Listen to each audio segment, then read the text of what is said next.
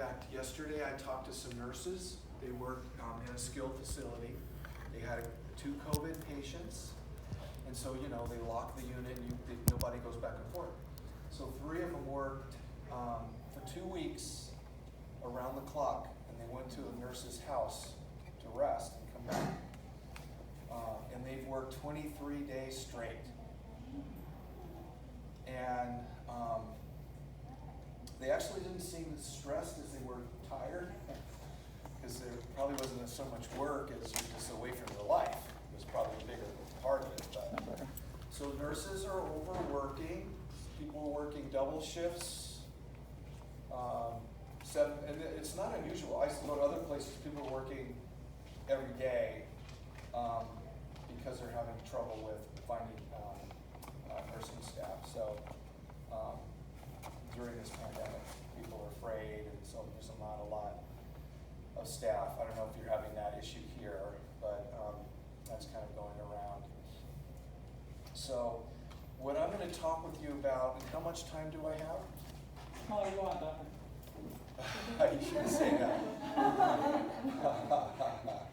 I'm going to present to you some material that I want to make some things tangible, takeaways, easy things for you to grasp, understand, and utilize immediately in your life now to help you during this horrific time we're in.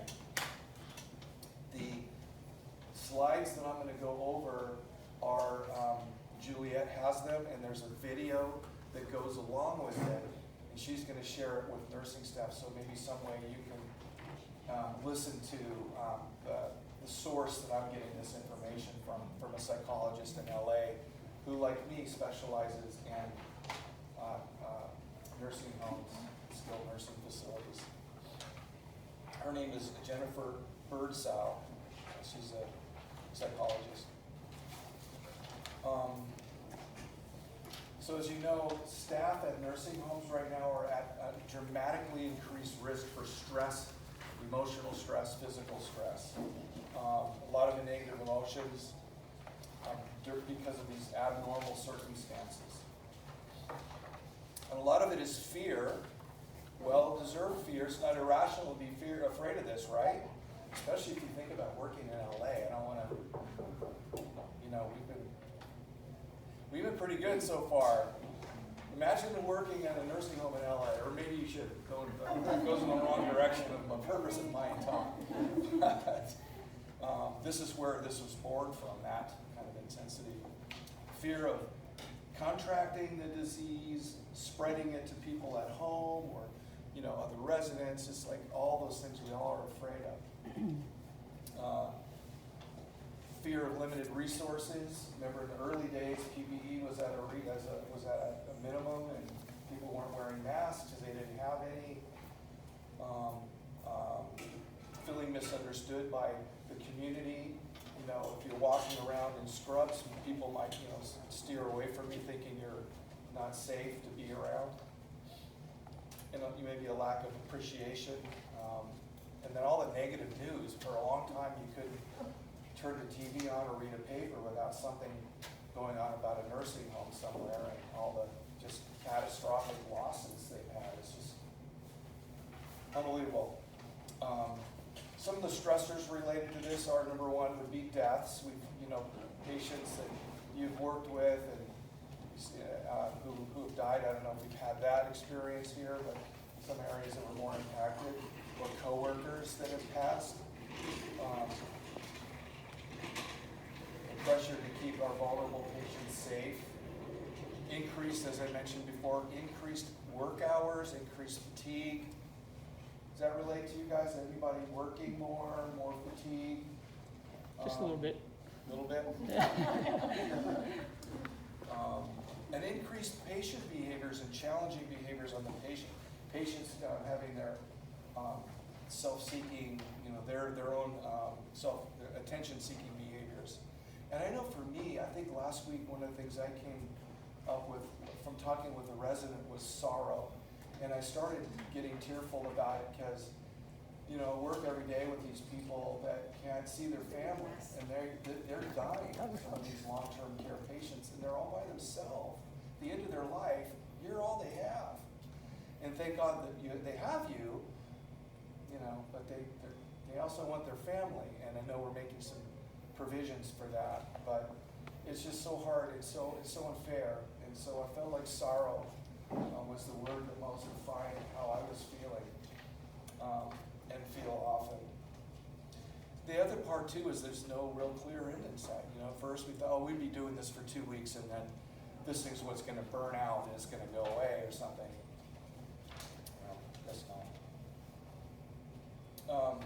But there are some serious psychological risks for this kind of stress that we want to be mindful of and appreciate, be aware of, so you can take care of yourself. Okay. So psychological risks during and after a pandemic. Most people are resilient and will weather the storm with no lasting significant emotional distress. Most people. However, based on past disaster research, 10 to 20% of healthcare workers are at risk for having a new mental health disorder that they did not have before the pandemic. So, it's the gift that keeps on giving, right? There's current limited data suggests a spike in acute emotional distress related to the pandemic. And this is really interesting. So there's been an increase in prescriptions for anti-anxiety medicines and antidepressants. About 20% increase in prescriptions. 80% of that is all new prescriptions. So that'd be people that have never had a medication for depression or anxiety. This might not be the right time to start an antidepressant, but people are just trying to find a better way. And that's what I want to try to offer you some suggestions on how you can manage your stress without needing to take something for it. Or do destructive things like drinking. The Kaiser's done this poll. 56% reported that worry and stress related to the COVID outbreak has led to at least one negative mental health impact. Trouble with eating or sleeping, drinking more alcohol, frequent headaches, stomach aches, shorter tempers. I don't know if you notice sometimes. I've noticed lately my tension levels here. So I'm spending a lot of psychological energy so that doesn't spill out into somebody else. They don't need to be victimized by my tension level, whether it's at home or patients. So there's that stress too. I don't want people to be a victim of my being stressed or fatigued. I think I've done a pretty good job. I'd have to see if my wife agrees. 64% of frontline healthcare workers and their families report worsened mental health conditions since the outbreak. That's a high number. That's most people. And this is again that Kaiser's poll. So psychological risks during and after the pandemic also go on to say, in that topic to say increased risk for relapse and exacerbation of symptoms of prior mental health disorders, like if you have PTSD or an anxiety or major depressive disorder that you had pretty well under control, or alcoholism, for sure. Let's start with that. I think people had their drinking under control, and then this hits. I can't think of any reason why not to drink now. I just need to drink, or I need to smoke more. Those maladaptive behaviors, when you're doing those things to kind of help you get through, you can justify it psychologically, right? But then the next day, how are you going to feel? Worse. You might not remember that you're feeling worse because you just toxified your body with a toxin, a neurotoxin, alcohol. It doesn't work. It works for the moment, but you pay for it later. So there's other things we're talking about that we'll do better. I mean, I'm not saying don't ever drink. It's just moderation. Be aware. If you have a problem with that, it is probably not a time to start even moderately drinking. And then there's some people that'll go through all of this. A lot of this will go through this, and if this is ever over with, then after it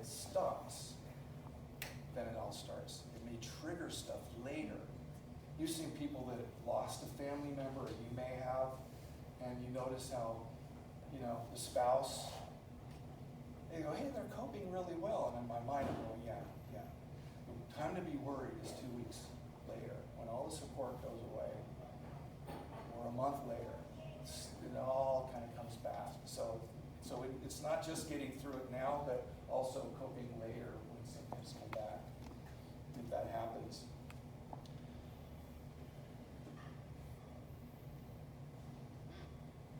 So, and then the other gift that keeps on giving is you may have less quality interaction with family and friends because of the stress. You're fatigued, you're worried, you're not yourself, and you're not able to give as much at home or with your family. And you can't see these people. That's the other, the isolation that makes it worse. So we do what we can with FaceTime, and but we just can't have family over or friends over like we used to, and those were fun ways to kind of really connect and get supported. So how do we cope? So the purpose of this talk is give you some ideas, really basic ideas, because you already know how to do this. I'm just going to remind you on some of this. How to cope and how to build your resiliency. That's the biggest part. Resiliency. The more resilient we are, the more we tolerate this. The more we get through this unscathed or less traumatized. And there's ways to do that. And they're not that hard to do. They're basic things. And first of all, I want to honor and respect that each of you know how to take care of yourself. You know how you cope. You know what works for you. So always be mindful of knowing, not what works for someone else may not work for you, but respect what you do that works for you. It could be walks. And for me, it was the bodybuilding. It was the gym. The gym's closed. There's one gym open called the Gym in Vista, and then they have one in San Diego and Pacific Beach, and they're opened against the law, but they're all in there like sardines, and no one's wearing a mask. Well, did you read the paper this morning? Yeah, it's an outbreak. They had an outbreak there, and that was the gym, their sister gym up in Vista. So that's closed. So I won't be going there anymore. No, I'm joking. It was tempting. To be honest, I went a couple times because I was like jonesing to work out. I just had to work out, and it felt like, I don't know if I told Julia, it felt like I've never been a heroin addict, but I felt like I was a heroin addict that had to have a shot of heroin with a dirty needle. I don't care if someone else used it, it was off the street, I don't care, I'm going to shoot it up. That's kind of the feeling I had when I was in, because everyone's working out, I'm just hurt. So that kind of creeped me out. So I figure let's not use dirty needles. So how to cope and be resilient during a pandemic. Know your stress indicators. Know yourself. Be mindful of how you're feeling. Know when you're feeling stressed. Know what the feelings are. Give it a language. Give it a word. I give you the word sorrow. That really helped for me. It didn't help me cry any less or feel less emotional, but it just felt like the right word that defined how I was feeling, and it allowed me to kind of feel congruent with, that's what it was. So know your feelings, know how your body is, be aware if you have a headache, be aware when you've drank enough water or not, or eaten or you're not taking a break. Acknowledge when you are stressed so you can make a conscious choice to cope. Okay? So during this time and always, I guess, be conscious about your coping. Do it intentionally. You're coping on purpose to feel better. We might have just taken it for granted before. We just go through automatic pilot, right? We do our work. This kind of time requires us to do a little more self-reflection and to consciously do things to help you feel better. Consider your own personal coping strategies, and just kind of take an inventory of what you do. It's walking, it's drinking tea, it's classical music. I went into one residence room once, and I just wanted to stay there longer because they were playing classical music. They're, 2-bedroom, semi-private room, and they were both listening to it because they couldn't watch the news anymore because everything on the news is just so horrible. So they figured out they turned that off and listened to classical. And it was a peaceful moment. Powerful. Music is powerful in changing our emotional state, so it's a very good coping mechanism. So I pass that on to you guys. Encourage adaptability and flexibility. You know, you go through your job and there's plan A. I'm going to go do this, I'm going to do that. Plan A doesn't work so much anymore, so you got to go to plan B and plan C. None of us knew we were going to be having to walk around with masks all day long and talk. That's plan B. And we have to learn to live with masks, and that's probably going to be our reality for a long time. Tap into social support. You can't talk a lot to people, but maybe through certain Facebook groups that you like, that can give you some support and is nice kind of a distraction. Promote healthy thinking and positive attitudes. We're going to talk a little bit about that in a minute. Engage in healthy behaviors. What are healthy behaviors? Eating fruits and vegetables.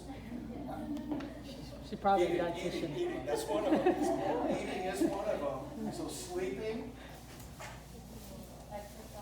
exercise, and eating right. This is the main. Those are just the building blocks, right? The main things to remember. And practice relaxation. How many of us do that? You practice relaxation, great. And you know we can practice relaxation wherever you are. So I teach deep breathing relaxation exercises to patients, and it's something I learned to do a lot. Even just walking down the hall, I can take a deep breath, I can relax, and I just kind of detach from where I just came from. And the body's really fast. The stress is when you have more demands than you have resources or perceived resources. That's when we feel stress. And when we get into that stress, our brain is amazing, and you have these different nervous systems. Our autonomic nervous system kicks in when we're stressed, and it says, okay, we're ready to fight, or we're going to run. And so there are hormones that are generated. You know this, right? Hormones that are generated in that fight or flight scenario. And you're probably walking around all day, more or less in a fight or flight. That can be very toxic to the body over long periods of time. So taking time to relax helps break that cycle. That autonomic nervous system gets a chance to relax. It's the part of our nervous system that's telling us when to breathe, our heart when to beat, how fast to beat, and our digestive system as well.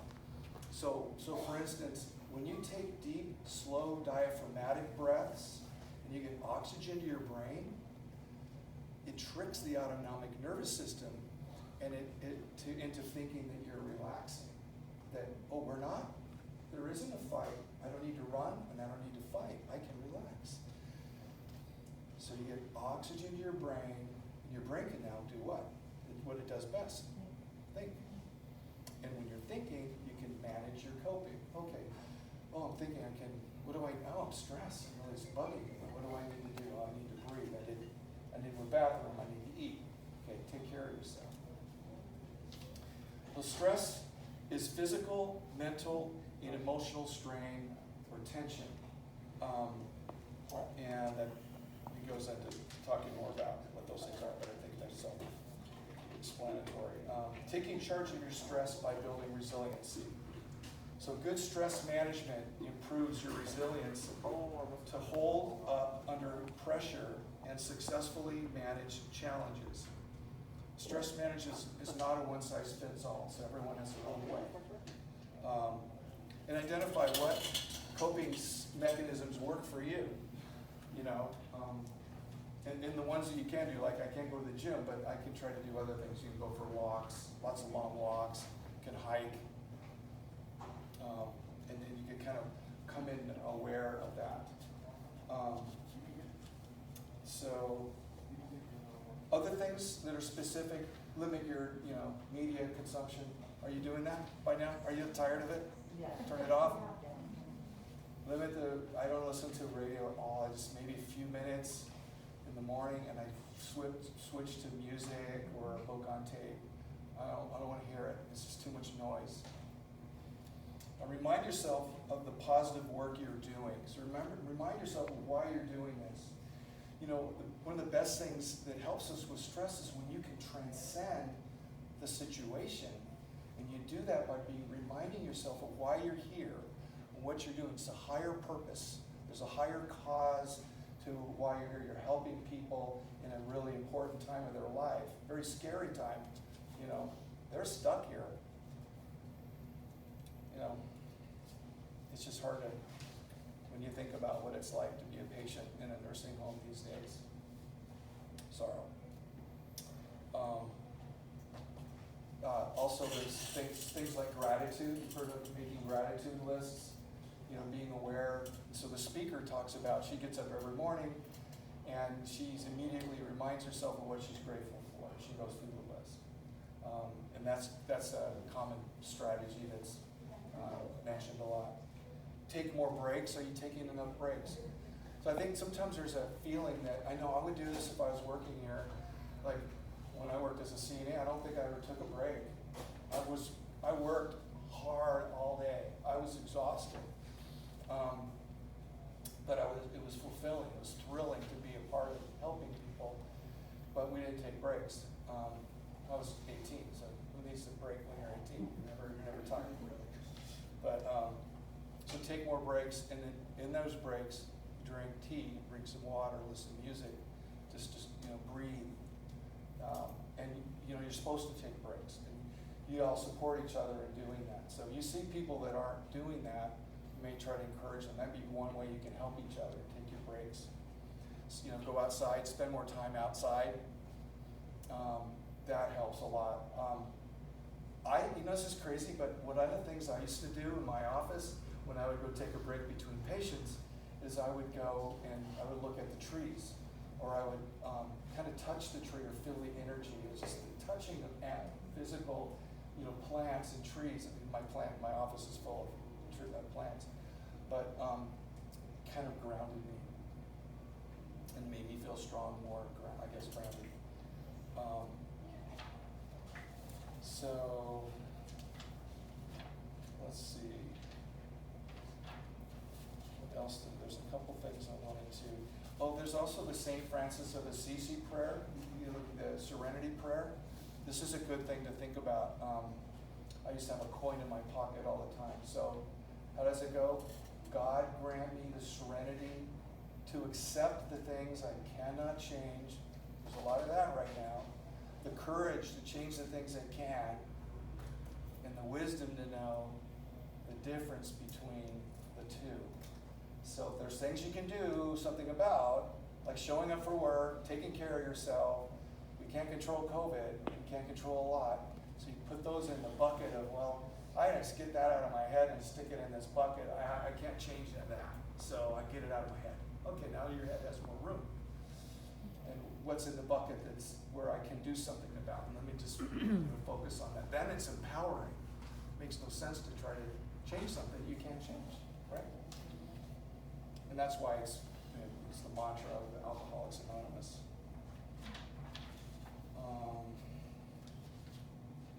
Flexibility is important. Things are changing all the time, right? Aren't there like new policies every day?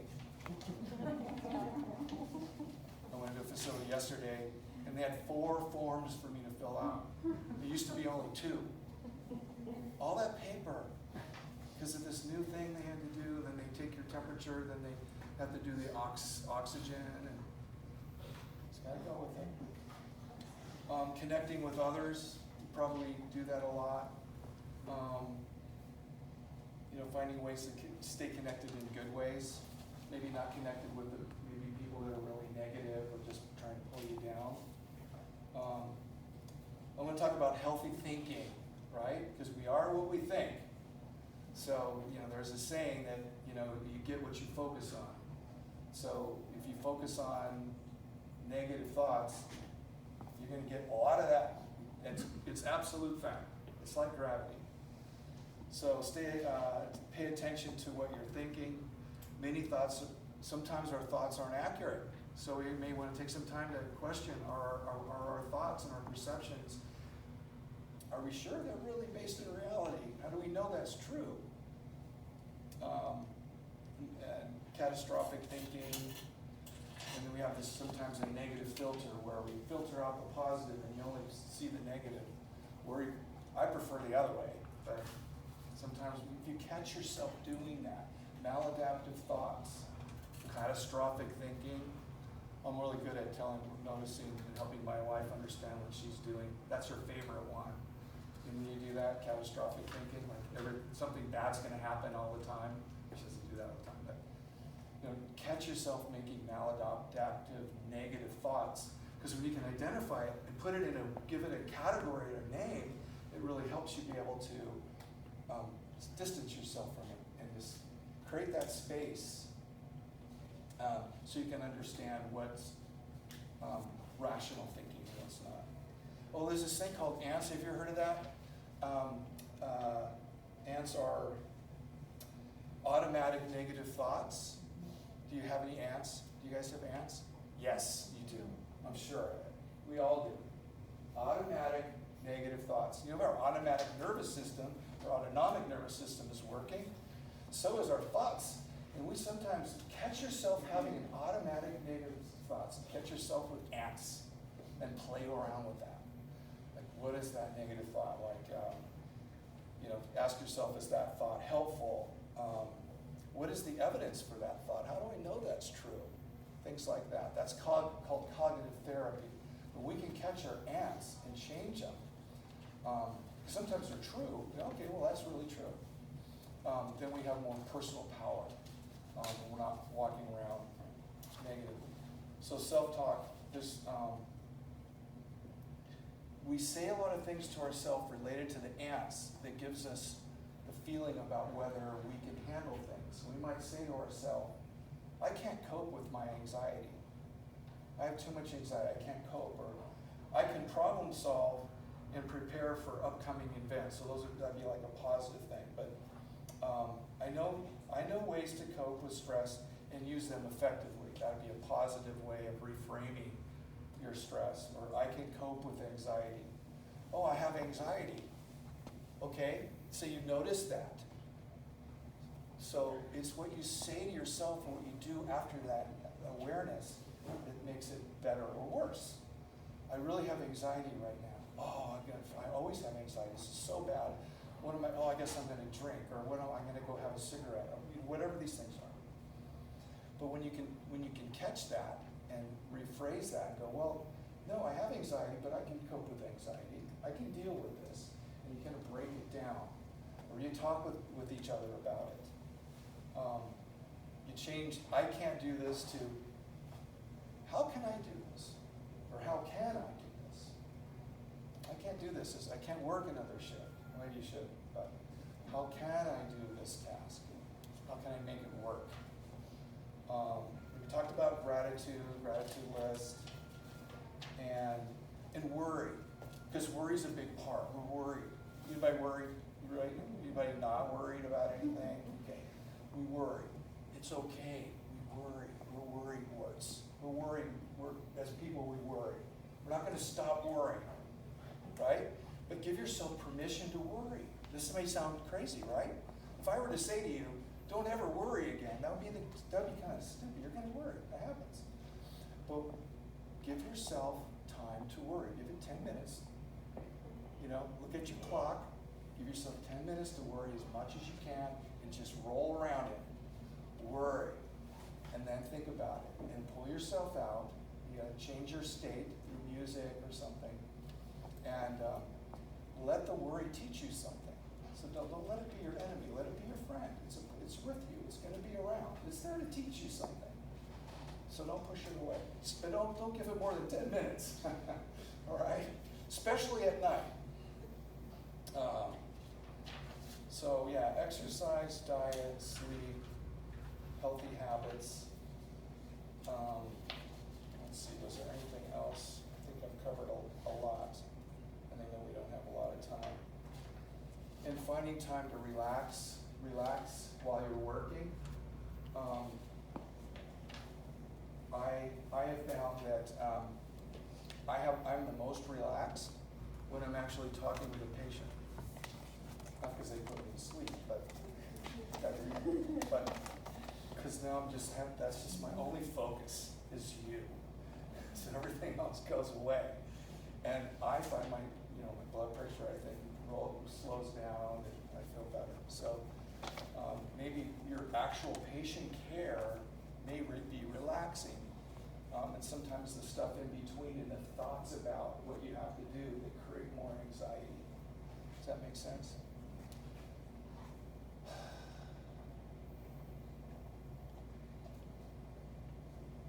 So I covered some basic things in a short period of time. And we could do this more. I'd love to talk with you guys about this topic.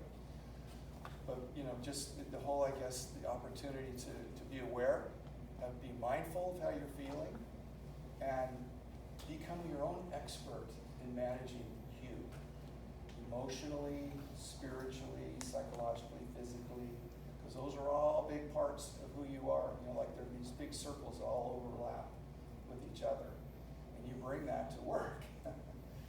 And during desperate times, require desperate measures. So, I hope that you can deepen through this, that it allows you to deepen your understanding of yourself and an appreciation of yourself in your own unique way of coping, and learn how other people, what they do to feel better.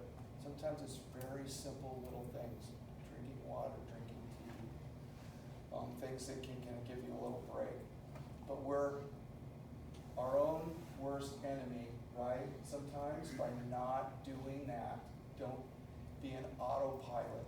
Think and feel.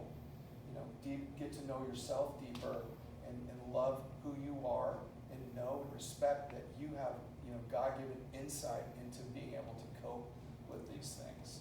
And you'll discover your own ways to do it with the basics that we've already covered here.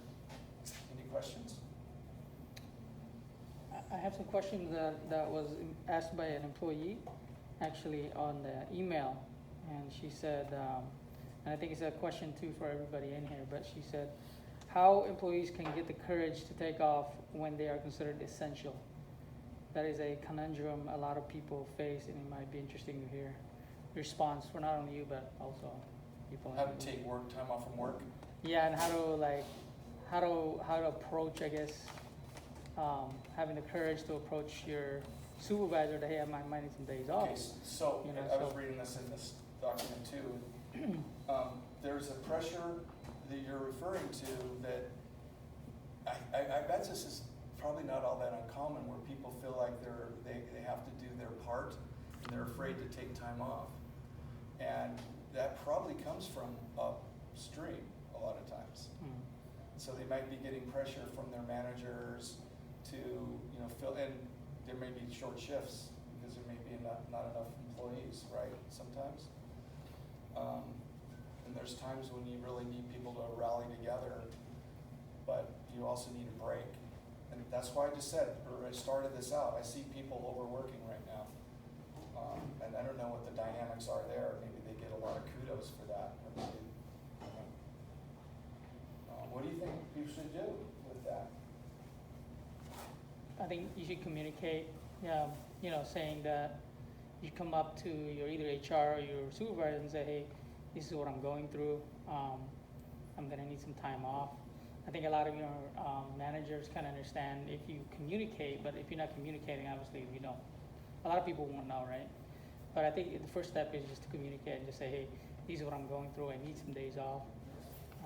It's understandable. I mean, what if you're not really going through anything other than just I need some days break? off. Yeah. That should be enough. Right. If there's a tacit maybe expectation or unspoken expectation that people are need to work on. Not only on a personal level, you should take time off, but because if you don't, it could spill out into, it could affect your coworkers, it could affect people you take care of. You might stress out and snap at people, or you might not give the right care because you're under so much stress, so you do need that break sometimes. And then also by you taking a break, it's a good role model for other people. You know, set that example. Everyone's taking care of themselves. People are watching you.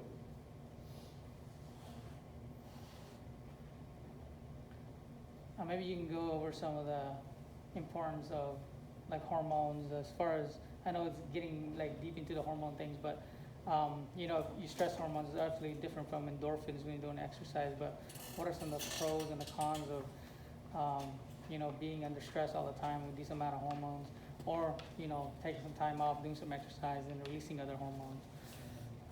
Yeah, the cortisone that gets secreted by, you know, I was talking about the autonomic nervous system and the fight or flight, which what you're referring to, it's very, very toxic over long periods of time. And that will increase, you know, your heart risk, your risk for heart disorders, so heart attacks, and it's so erosive to your coping and your immune system. So you're more likely to get sick. If you get sick, you might get sicker. So there's long-term studies on that. That's why you want to kind of shut that autonomic nervous system down. Get good at relaxing, and let your natural body, you know, its own natural hormones take over, so you can feel better. Stress is toxic, but I think too, sometimes people, for their own reasons, they overwork, and maybe they're gonna pay for that. Mhm. I see it too, you know, I know the stress hormones, they increase, you know, lack of sleep, poor diet, that all kind of impacts your inflammation response, which causes weight gain, and then people are depressed because they're overweight, and then they're more stressed because they have to work out more, and so I see it a lot with weight issues. It does impact people's weight a lot if you're not getting the right sleep, and obviously, you know, not having a healthy diet. And I know it's hard for us here because there's constantly sugar everywhere, every day. There's donuts, Yeah. cookies, candy, and I've seen the apples sit there all day. And so I think just, you know, as a Donuts are dietitian, dumb. I'm definitely more conscious about what I'm taking in all the time. But I try and tell myself, like, okay, if I'm gonna eat a donut, I'm not gonna get the dessert in Mel's. I'm not gonna drink soda in Mel's. I'm not gonna have the dessert when I get home. So do I really want this donut, or do I want my ice cream when I go home tonight? So really trying to think about like making choices throughout the day, not just being, trying to be mindful with everything that you're doing. So sometimes it does take more of a bigger picture instead of just like in the moment, which can be hard. If you're stressed, you're just in the moment, it looks good, and then Yeah, because you you can. feel like the rest of the day, whatever, I already ate a donut, so I'm just gonna eat it now, I'm gonna have soda, it doesn't matter. Or I'm gonna do it all today, and then tomorrow I'll cut back, but it's a process. And I think we really want to feel better. I mean, we're addicted to feeling better. And so if you eat the donut now, you might enjoy that. But ask yourself, how are you going to feel in an hour from now? Versus if I have the apple or eat something healthy, how am I going to feel then? I use that strategy with myself. So I know I want to get up and go to the gym in the morning. So tomorrow starts today. So how I take care of myself today allows me to get up and be fresh for the gym. So if I drink, if I have a beer, I'm not going to want to work. I'm not going to feel vital and fresh. And getting to the gym's important to me. So I don't want to do anything today that's going to tomorrow mess up my day tomorrow. So same thing. You know that you eat healthy and feel better later. That's right. So that's why you don't drink a beer, you drink a tequila shot. No, I'm joking. One last question. What are some of the tips that you might have for like managers, how to support their staff, not only like through resources, but like, let's say, emotional support? Any steps that we can provide for our staff at work? I mean, I think being aware when people are struggling and making it okay for people to struggle, that they Yeah. can come to you, you know, and the other managers, it's okay to be not okay. If you create that work environment where people are okay and being authentic, and other people, most people are going to be afraid to do that. So when you can see that, you reach out. That sets a good example. And then trying to encourage people to take time off more, or ask them what they need. Don't, as a manager, don't assume you know what they need. Maybe it's a conversation that can help identify what would be helpful for them. because maybe working is helpful. It's just something, they need to do something differently about it, maybe there's a patient that's bothering you. Long-term care patients can really get to you. Yeah. Sometimes workers are too shy to ask for help, and if you encourage or reinforce that open door policy, or just walk up to workers here and there and say, hey, are you doing okay? Is there anything I can help you with? That may prompt them to open up and say, hey, this is going on, or I need help here and there. Yeah, I think as managers make an environment, create an environment where people feel safe being vulnerable or being real, that's everything. Because sometimes it's just in the back of your mind knowing I can talk to my boss. I don't need to right now, but if I needed to, I know I could. That's a big deal, super big deal. Or the opposite. Can't talk to them, they'll tell somebody, I can't trust them or whatever. Yeah. But yeah, I think then some people are stuck, so I think noticing and approaching them, behind closed doors or talking. Right. All right. I don't know about you guys, but like right now I feel like taking a day off and going out for a run. Who's going with me? I got my running shoes on, so I'm halfway there. All right. All right. Well, let's do this again. I'm happy to. Yeah. I'm always here Thursday, so anytime. And then the other thing is counseling. Sometimes you might need a one-to-one just to talk with someone, with your own colleagues, or with me, or you have your insurance plan, and what's the EOP? Anybody ever? Well, they're not very well used usually, but so you're here to help each other and kind of look out for each other. And if there's anything I can do to help, just pull me aside. Okay. Thank you so much. Thank you guys.